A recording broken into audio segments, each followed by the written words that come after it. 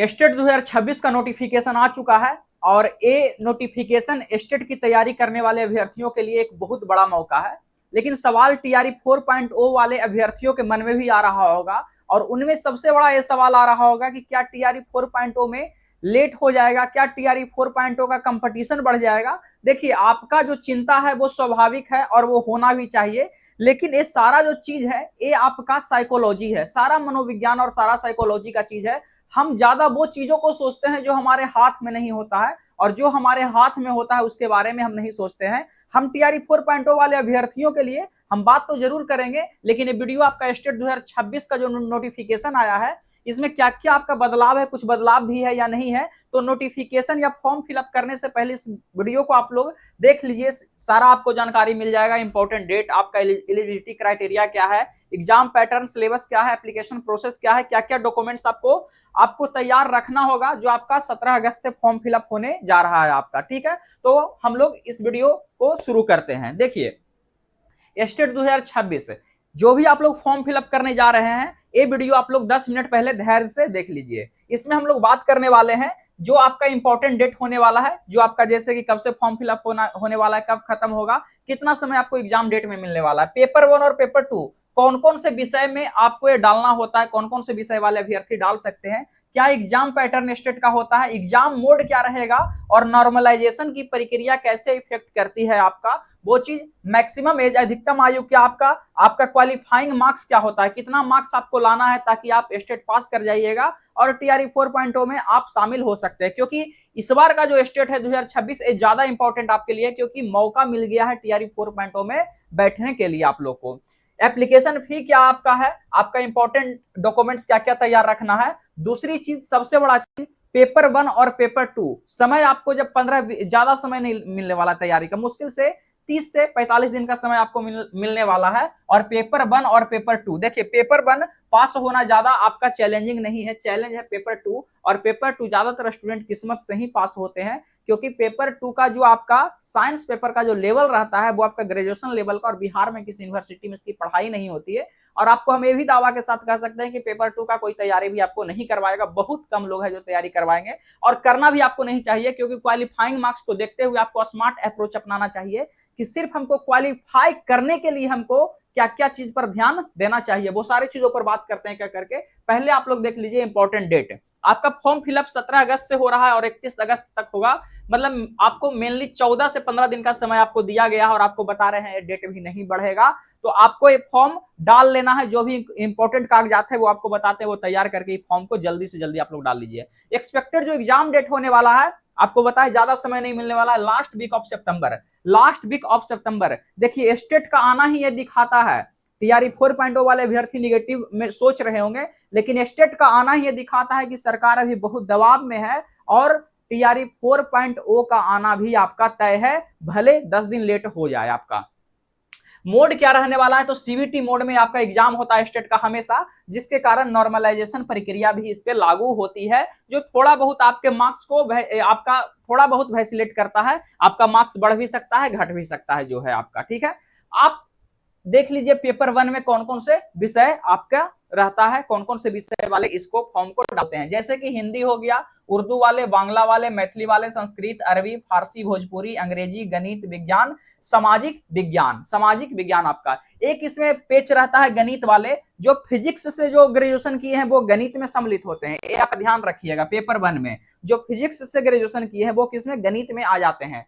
इन विषयों के अलावा फिजिकल एजुकेशन, म्यूजिक, ललित कला और डांस के भी आपका जिनका भी है ग्रेजुएशन और बीएड, वो पेपर 1 में आप सम्मिलित हो सकते हैं। पेपर 1 का आप एलिजिबल आप हैं फॉर्म को फिलअप करने के लिए। लेकिन सरकार से हमारा यह सवाल है कि स्टेट में तो आप सारे विषयों को देते हैं, फिर आपका जब टीआरई की बहाली आती है तो आप क्यों ललित कला में आप 2 विषय देते, 2 पोस्ट देते हैं, आप ऐसा क्यों करते हैं? जब यहाँ पर आप सारे विषयों को एलिजिबल कर रहे हैं तो आपको हर एक विषय की कुछ ना कुछ बहाली आपको देनी चाहिए, रेगुलर बेसिस पे देनी चाहिए। देखिए, इसके लिए एलिजिबिलिटी क्या है कि ग्रेजुएशन और बीएड आपका पास होना चाहिए, वो भी 50% मार्क्स के साथ, कम से कम आपका 50% मार्क्स के साथ आप पास रहना चाहिए आप।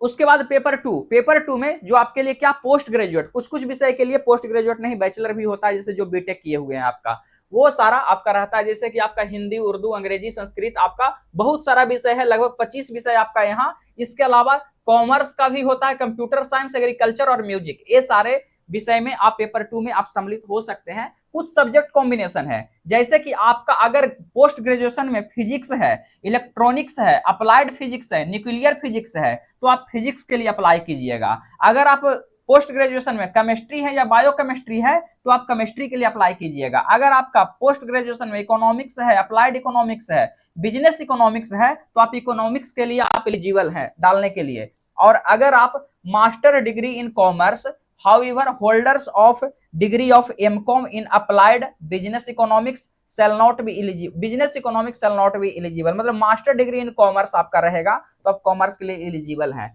बोटनी और जूलॉजी वाले क्या चीज कैसे एलिजिबल हो पाएंगे? अगर बोटनी से आप किए हैं पीजी, जूलॉजी से किए हैं, लाइफ साइंस से किए हैं, बायो साइंस से किए हैं, जेनेटिक्स से किए हैं, माइक्रोबायोलॉजी से किए हैं, बायोटेक्नोलॉजी से किए हैं, मॉलिक्यूलर बायोलॉजी से किए हैं या प्लांट फिजियोलॉजी से किए हैं, तब पर भी आप क्या चीज के लिए एलिजिबल हैं? बोटनी और जूलॉजी के लिए एलिजिबल हैं। मैथ्स के लिए कौन कौन लोग एलिजिबल होंगे? जो मैथमेटिक्स से पीजी किए हैं या फिर अप्लाइड मैथमेटिक्स से पीजी किए हैं, तो मैथ्स के लिए एलिजिबल हैं। और सारा कोड आपका दिया हुआ है, जैसे देखिए हिंदी के लिए 201 कोड, उर्दू के लिए 202 कोड। तो ये ध्यान दीजिएगा जब आप लोग फॉर्म फिलअप कीजिएगा तो कि आपका पीजी में कौन सा आपका किस स्ट्रीम से आप पीजी किए हैं और किसके लिए आप एलिजिबल हैं, इस पर ध्यान दीजिएगा। इसमें बहुत गड़बड़ी आप लोग करते हैं आपका। तो पेपर 1 और पेपर 2 और क्या है, मिनिमम 50% मार्क्स और फास्ट होना चाहिए आपका, पास होना चाहिए आपका। अब रही बात अधिकतम आयु, अधिकतम आयु क्या रखा गया है? तो अधिकतम आयु आपका पुरुष के लिए जो यूआर है अनरिजर्व है 37 वर्ष, और जो महिला अनरिजर्व है वो 40 वर्ष।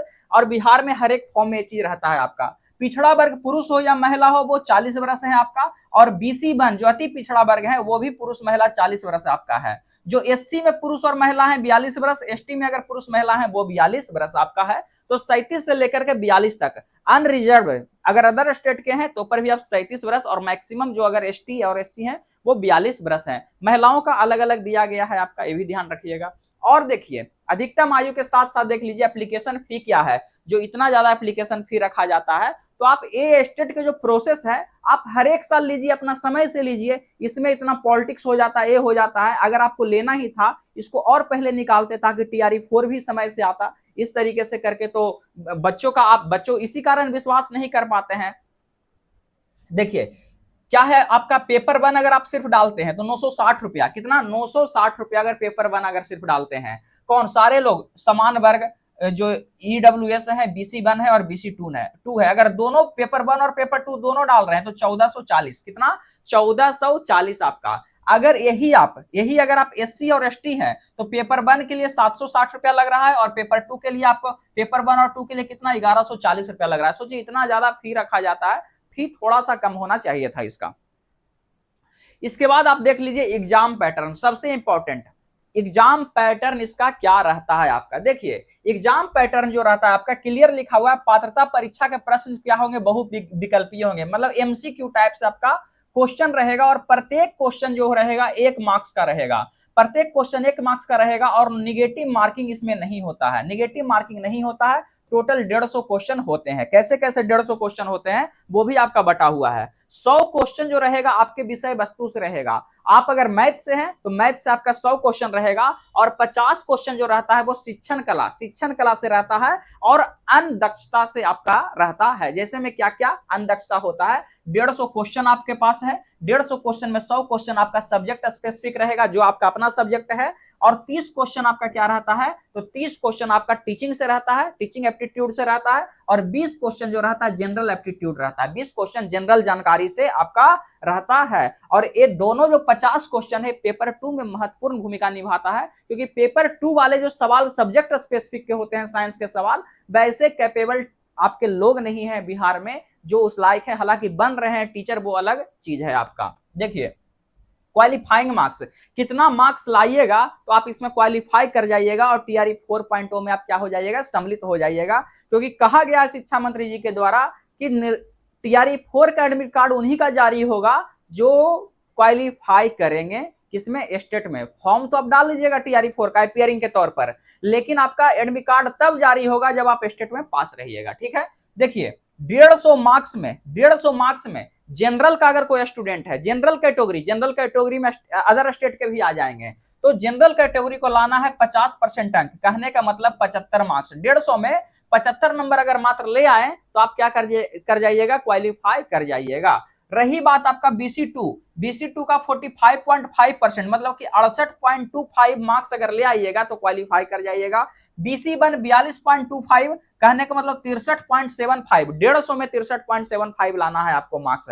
और SC ST PWD और फीमेल ये सब जो है इनको 60 नंबर, 150 में मात्र 60 नंबर लाइएगा तो क्वालिफाई कर जाइएगा। देखिए कभी भी चुनौती आपका पेपर 1 नहीं है, चुनौती हमेशा पेपर 2 आपके लिए रहेगा। क्या इंपॉर्टेंट डॉक्यूमेंट्स इसके लिए लगने वाला है, तो इंपॉर्टेंट डॉक्यूमेंट्स 10th से लेकर के 10th 12th graduation post graduation BEd सबका मार्क्स और सर्टिफिकेट, मार्कशीट और सर्टिफिकेट आपके पास होना चाहिए। सर्टिफिकेट नहीं भी है तो प्रोविजनल सर्टिफिकेट रहेगा, उसको अपलोड कर दीजिएगा, वो ज्यादा चिंता वाली विषय नहीं है। आपका जो आपका कैटेगरी सर्टिफिकेट है, जैसे कि आप BC से हैं, आप EWS से हैं, SC से हैं, ST हैं, तो कैटेगरी सर्टिफिकेट, रेसिडेंशियल सर्टिफिकेट, और BC वाले बच्चे जो हैं वो NCL सर्टिफिकेट अपना बनवा लेंगे। बहुत सारा आपका कागजात, आपका इंपॉर्टेंट कागजात आपका लगने वाला आपका है। देखिए अब रही बात प्रिपरेशन का, समय आपके पास बहुत कम मिलने वाला है, मुश्किल से समय। अभी आपका अगस्त चल रहा है, लास्ट सितंबर में आपका एग्जाम शुरू हो जाएगा। 30 से 40 दिन, अभी से आपको 40 से 45 दिन से ज्यादा समय नहीं मिलने वाला है, नहीं तो आप देख लीजिएगा 40 से 45 दिन समय मिलने वाला है। पेपर वन में ज्यादातर बच्चे पास हो जाते हैं, इसमें ना के बराबर बच्चे फेल होते हैं, लेकिन थोड़ा सा आपको पढ़ाई करनी पड़ेगी आपका। देखिए सब्जेक्ट से आपका 100 क्वेश्चन रहता है, 30 क्वेश्चन टीचिंग और 20 क्वेश्चन जनरल। इधर वाले जो बच्चे हैं, पेपर 1 वाले जो स्टूडेंट है वो इस पोर्शन पर ध्यान दीजिए, पेपर 1 वाले बच्चे इस पोर्शन पर ध्यान दीजिए, क्योंकि आसान इधर रहता है, तो आप यहीं से पास कर जाइएगा। और थोड़ा बहुत ये आपको देखना है, कॉमन चीजों को देखना है। पेपर 2 वाले इस पर ज्यादा ध्यान दीजिए आप लोग, 30 और 20 यहां आप मैक्सिमम मार्क्स उठा सकते हैं और कम समय में उठा सकते हैं। और करना क्या है, जो जितना भी प्रीवियस हुआ है उसको आपको बनाना, इसके लिए हम भी कुछ सोचते हैं आपके लिए, ठीक है। और ये आपका जो 100 आपका है, ये आपको किस्मत भरोसे ही साइंस वाले स्टूडेंट, आर्ट्स वाले तो फिर भी कंफर्टेबल होते हैं, लेकिन साइंस वाले स्टूडेंट यहाँ पर क्या करते हैं, क्योंकि ग्रेजुएशन तक का क्वेश्चन पूछा जाता है तो यहाँ पर आपका तुक्का ही लगाते हैं आप। लेकिन तुक्का भी तभी लगाइएगा जब यहाँ पर 50 में से 40 से 45 ले आइएगा, 40 से 45 ले आइएगा, तभी तो यहाँ पर आप 25 से 30 सही कर पाइएगा। 25 ये हम फैक्चुअल चीज बता रहे हैं। कहिएगा सर आप ऐसे, इतना कम समय में तैयारी संभव नहीं है, इतना कम समय में आपको सिर्फ क्वालिफाई करना है और उसी के बारे में सोचना है कि कैसे हम क्वालिफाई कर पाएंगे। तो हम एक्सपेक्टेड क्वेश्चन भी लेकर के आएंगे आपका, ज्यादा नहीं 30 दिन का आपका रहेगा, 30 35 40 दिन का। उसके बारे में हम आगे बात करेंगे कि कैसे प्रिपरेशन आपको करनी है ताकि आप सिर्फ क्वालिफाई कर जाइए और TRE4 में आप शामिल हो जाइए, ठीक है। तो ये सारी जानकारी हम आपको शेयर कर दिए आपसे, और अच्छे से आप लोग फॉर्म फिलअप कीजिएगा। 17 अगस्त से आपका फॉर्म फिलअप स्टार्ट हो रहा है। मिलते हैं हम नेक्स्ट वीडियो में, और ए प्रिपरेशन और सिलेबस को लेकर के हम एक अच्छे से वीडियो लेकर के आते हैं। Thank you so much.